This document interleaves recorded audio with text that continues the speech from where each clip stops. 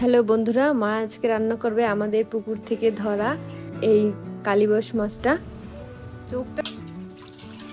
মাছটা মা এখন কেটে নেবে। মাছের আঁশগুলো কাঁটাগুলো পরিষ্কার করার পর মাছটাকে পিস পিস করে কেটে নেওয়া হবে।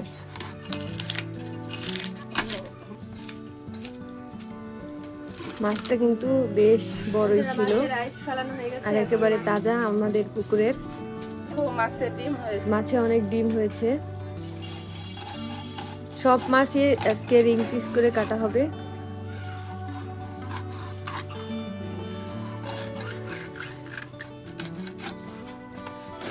মাছ কিন্তু কাটা শেষ, এখন মাছগুলোকে ধুয়ে নেওয়া হবে।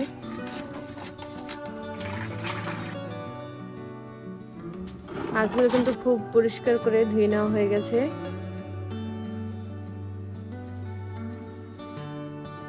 মাছগুলোকে এখন নুন হলুদ মেখে তেলে ভেজে নেওয়া হবে। আজকে কিন্তু মাছটা একটু পাতলা পাতলা করে ঝোল রান্না করব। এখন নুন হলুদ দিয়ে মাছগুলো মেখে নিলাম। চুলায় কড়াই বসিয়ে দিলাম, দিয়ে দিলাম তেল। তেলটা গরম হয়ে যাওয়ার পর এখন এক এক করে সব মাছগুলো দিয়ে দিলাম। মাছগুলো কিন্তু একটু কড়া করে ভাজতে হবে, মানে একটু দাগ লাগিয়ে আর কি। মাছের এক পাশ হয়ে গেছে, এবার উল্টে দিচ্ছি সব মাছগুলো।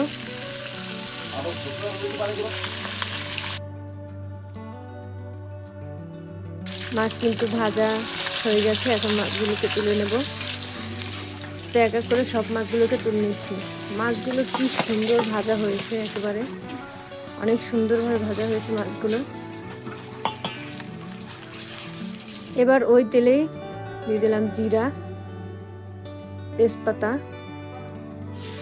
পেঁয়াজ বাটা, রসুন বাটা, আদা বাটা,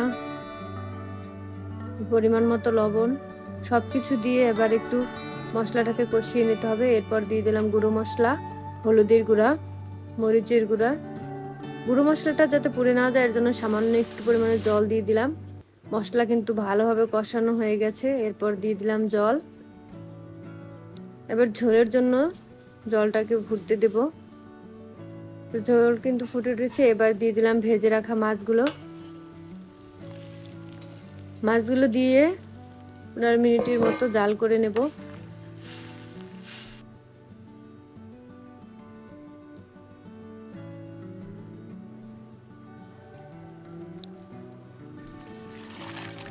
আজকের রান্না কিন্তু এখানেই শেষ।